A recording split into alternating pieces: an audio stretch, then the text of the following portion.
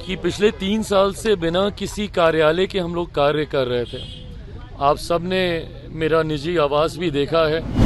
ये मांग हमने ज़रूर की थी कि हम लोग को लोक जनशक्ति पार्टी रामविलास को कार्यालय आवंटित कर दिया जाए। मुझे या मेरे परिवार को वो मौका तक नहीं मिला कि एक बार आखिरी बार आकर हम लोग घर को देख तो जाएं या इस जगह को देख तो जाएं। बहरहाल कोई शिकायत मुझे कभी किसी बात की नहीं रही। इतना ज़रूर है कि मेरे पिता की यादें यहाँ से जुड़ी हुई थी।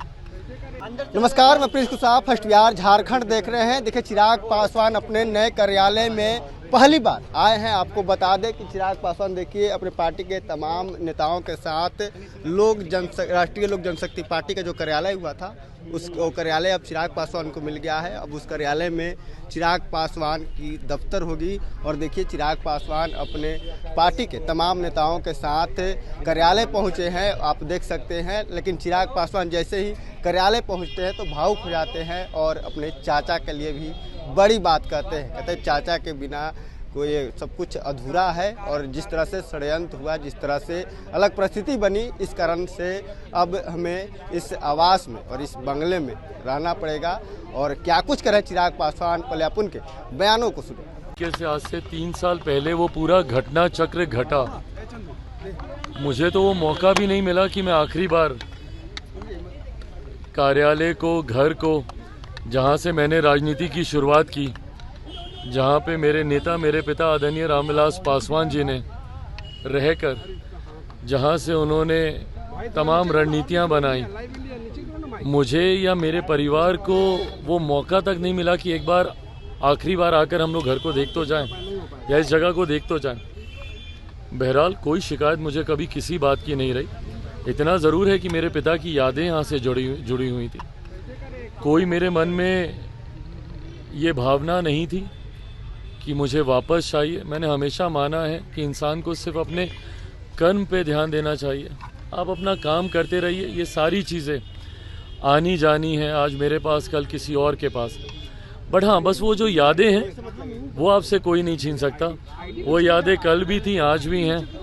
और मैं मानता हूँ कि मेरे पिता का आशीर्वाद हमेशा मेरे साथ है, जिसने मुझे हर परिस्थिति से लड़ने का, हर परिस्थितियों को पार करने का मौका दिया। पिताजी का आशीर्वाद ही है कि आज फिर से ये कार्यालय ये मैं ज़रूर उनका आशीर्वाद ही मानूंगा, क्योंकि हम लोगों ने कभी, हाँ इतना ज़रूर था कि पिछले 3 साल से बिना किसी कार्यालय के हम लोग कार्य कर रहे थे। आप सब ने मेरा निजी आवास भी देखा है।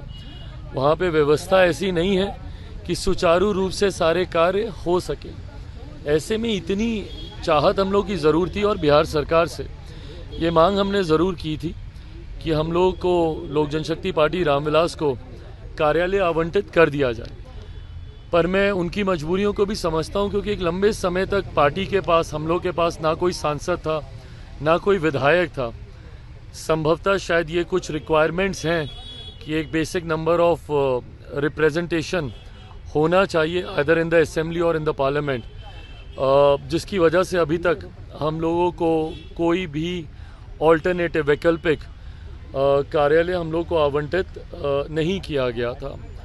पर लोकसभा चुनाव के बाद पुनः हम लोगों ने ये मांग रखी, प्रदेश के द्वारा ये मांग रखी गई, हमारे अध्यक्ष जी के द्वारा, राजू तिवारी जी के द्वारा ये आग्रह किया गया था बिहार सरकार को कि हम लोगों को अब एक कार्यालय आवंटित कर दिया जाए, क्योंकि अब 5वां सांसद हैं और आने वाले समय में बिहार विधानसभा के चुनाव भी हैं, उसको लेकर भी मजबूत तैयारी करनी है। अब इसको संजोग ही बोलिएगा कि वापस हम लोग को वही कार्यालय आवंटित किया गया जहां से मेरी यादें जुड़ी हैं, एक लंबा समय जहां पे मैंने बिताया था। क्या लग रहा है, बंगला भी आप वापस लेंगे? बंगला जो टूट गया था वो बंगला भी? भाई, मैं किसी चीज़ को वापस लेने की मेरे अंदर कोई ना कोई जिद है, ना कोई मनसा है। मैंने बार बार कहा है, मेरे लिए, मैं ईमानदारी से बोलता हूँ, ये कोई उपलब्धि या कोई मेडल नहीं है जिसको मैं सीने पर लगा के घूमने वाला हूँ। मुझे एक कानूनी प्रक्रिया थी, जो यहाँ पर थे, कानूनी प्रक्रिया के तहत उनको खाली करना था, किसी और को मिलना था। संजोग की बात है कि मुझे मिल गया। मैं अभी तक कृष्णापुरी के अपने घर पे कार्यालय चलाकर काम कर रहा था, अब मैं यहाँ पे कर लूँगा। यहाँ पे सुविधा थोड़ी ज़्यादा हो जाएगी। आप सब भी जब वहाँ आते थे, ना बैठने की व्यवस्था थी, ना बातचीत करने की व्यवस्था थी। यहाँ पे वो व्यवस्था पार्टी के नेताओं से, कार्यकर्ताओं से बैठकर बातचीत करने की वो व्यवस्था थोड़ी सुचारू रूप से हो जाएगी। काम मैं कल भी कर रहा था, काम मैं आज भी कर रहा हूँ, काम मैं कल भी करता रहूँगा।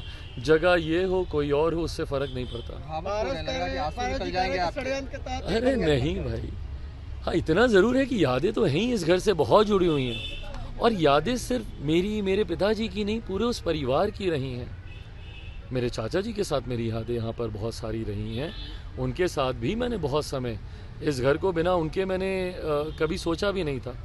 पर जो परिस्थितियाँ उन्हीं के द्वारा बना दी गई, अलग अलग समय में अलग अलग परिस्थितियाँ हम लोग के सामने आई हैं। मैंने कल भी उन परिस्थितियों का डट के सामना किया था, आज भी कर रहा हूँ, कल किसी नए स्वरूप में आएंगी वो भी करूँगा। चलिए, तो आपने साफ तौर पे सुना, चिराग पासवान ने कहा है कि देखिए अब हमारे पास से भाजपा सांसद हैं तो हमें अब कार्यालय की ज़रूरत है, और अब ये कार्यालय मिल गया है तो सुचारू रूप से हम काम कर पाएंगे। बहरहाल खबर इतना ही। इसी तरह तमाम खबरें बने रहे। फर्स्ट बिहार झारखंड देख रहे हैं। पैनोरमा ग्रुप, जो सोचता है वो करता है। ये लो मुंह मीठा करो, आज मैंने अपना जॉब छोड़ दिया, अब हम पूर्णिया वापस जाएंगे। जॉब छोड़ दिया है? मतलब ये घर कैसे चलेगा? हम करेंगे क्या? और माँ बाबूजी क्या बोलेंगे? इसलिए मैं एक और मिठाई का डब्बा लाया। अपने बिजनेस के लिए लोन अप्रूव हो गया। अरे लोन अप्रूव हो गया वो तो ठीक है, लेकिन पूर्णिया में हम रहेंगे कहाँ? अपना घर भी तो नहीं है वहाँ। इसलिए तो एक और मिठाई का डब्बा अलग से लाया हूँ। हमने पूर्णिया में घर ले लिया है, पूर्णिया के ई होम्स पैनोरमा में। पूर्णिया में पैनोरमा ग्रुप लेकर आए हैं ई होम्स पैनोरमा। बड़ा घर, आलीशान जिंदगी और अत्याधुनिक सुविधाओं के संग। अरे अरे, अब क्यों मुंह मीठा करवा रही हो? क्योंकि हम घर वापसी जो कर रहे हैं। घर वापसी की खुशी पूर्णिया में ई होम्स पैनोरमा के संग। E homes panorama, luxurious lifestyle redefined.